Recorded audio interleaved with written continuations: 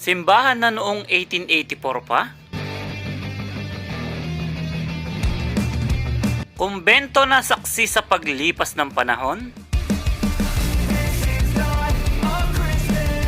Mga imahe na dekada na ang tanda? Ilan lang yan sa mga tutuklasin nating istorya sa simbahan at kumbento ng Lassi. Let's go! Unang tinatag yung simbahan na to noong 1857 sa ilalim ng pamumuno ni San Isidro Labrador. At alam nyo rin ba mga dre, ang kahoy at batong ginamit dito is galing mismo dito sa isla ng Siquijor. At sa pangangasiwa ng Pilipinong artesano, natapos yung simbahan noong 1884. At pagkalipas ng isang taon mga dre, yung kampanaryo naman ang sunod nilang tinapos. At sa bisa ng kautusan ng Pangulo noong August 1, 1973, tinagurian yung simbahan na isa sa pinakamakasaysayan sa Pilipinas. At alam nyo rin ba ang Siquijor is isa sa fastest growing destination sa Asia. At alam nyo rin ba mga dre, kung magre-renta kayo ng van o tricycle, ay kaya nyo libutin ng isla ng Siquijor sa loob namang ng 3 oras. Kaya tinagurian silang pangatlo sa pinakamaliit na isla dito sa Pilipinas. Ngayong nalaman nyo na istorya ng simbahan mga dre, maaga pa para mamangha. This time mga dre, aalamin naman natin kung ano ang istorya ng kumbento. Ang kumbentong ito ay sinimulang gawin noong 1887 sa pangangasiwa ni P. Toribio Sanchez. Ang sukat ng kumbento is 42 by 38 na metro. At sa taong 1891, binaspasan ng kumbento at di kalaunan mga dre, tinagurian ng kumbento na isa sa pinakamalaki at makasaysayang kumbento sa Pilipinas. 20 pesos nga lang pala yung entrance fee dito mga dre at located dito sa Lassi, Siquijor. Nagpaiwan na nga lang pala yung sisaran nyo sa labas at kami na lang yung pumasok. Kasi sa mga hindi nakakaalam mga dre, yung sisaran nyo kasi is kaya maka-attract o makakita ng kaluluwang ligaw. Kaya for the safety reason mga dre, nag-decide siya na sa labas na lang siya mga dre.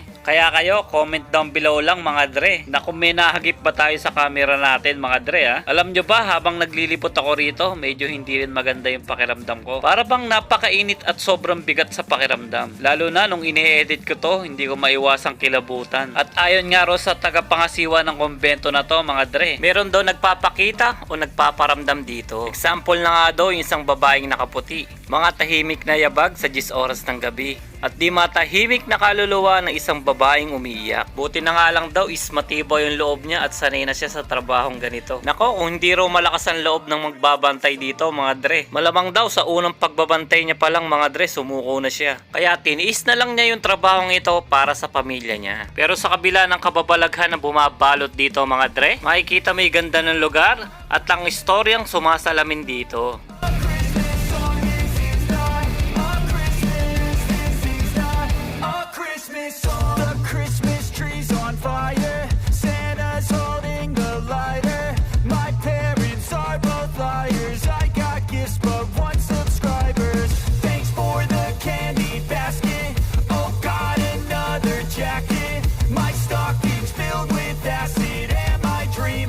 Just happened. This is not a Christmas. This is not a Christmas song. This is not a Christmas. This is not a Christmas song. This is not a Christmas. This is not a... Dito naman tayo sa spot kung saan nakadetalye lahat ng istorya ng nakaraan. Example yung mga lumang picture ng kumbento at simbahan, mga naganap ng mga kapanahunan pa nila. Sobrang hilig ko sa history mga dre. Kaya busog na busog yung mata ko sa istorya ng nakaraan. Tulad lang ng mga libro na to mga dre. Halata mong sobrang tanda na nila. Yung iba nga naagnas na sa sobrang katandaan mga dre. Pero nakakamanghalang isipin mga dre no. Itong mga libro na to ay ginamit pa nila nung unang panahon. At alam nyo ba mga dre, ayon sa katiwala dito, yung ibang mga libro dyan is Latin pa yung sulat. Sobrang daming makalumang bagay dito mga dre. Tulad lang ng Bible na to mga dre, na dekada na siguro ang tanda. At mga lumang imahe ng poon na ginamit nila noon sa simbahan at na-preserve nila. Sobrang nakakamangha talaga mga dre no. Tulad lang nitong iba't ibang klaseng kasuotan ng pari mga dre. Ilang pari kaya mga nagdaan dito sa paglipas ng panahon no? The presence and laughter. I couldn't sleep late at night, looking for Santa with lights. Those are the memories I still remember. Then I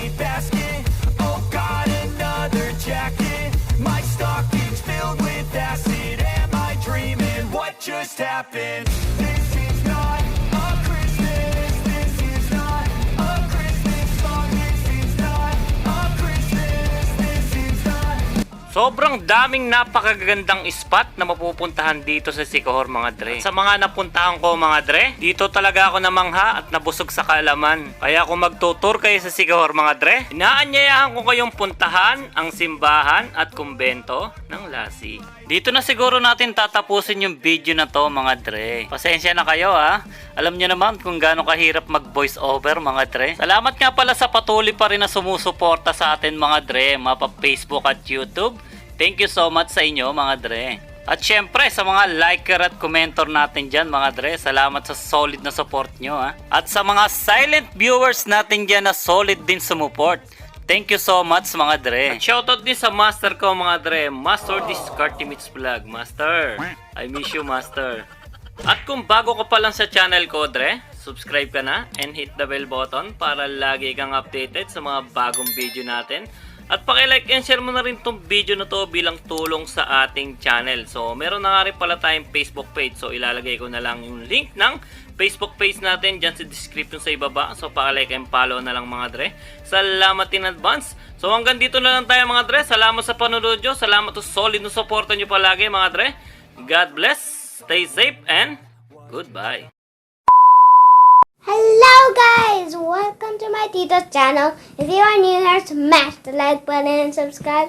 Make sure to hit the notification bell so you'll never miss a video from my Tito. We also have a Facebook page named Dre TV. The link is Dre TV X Looney Run. That's all for today's video. Stay safe everyone. Bye!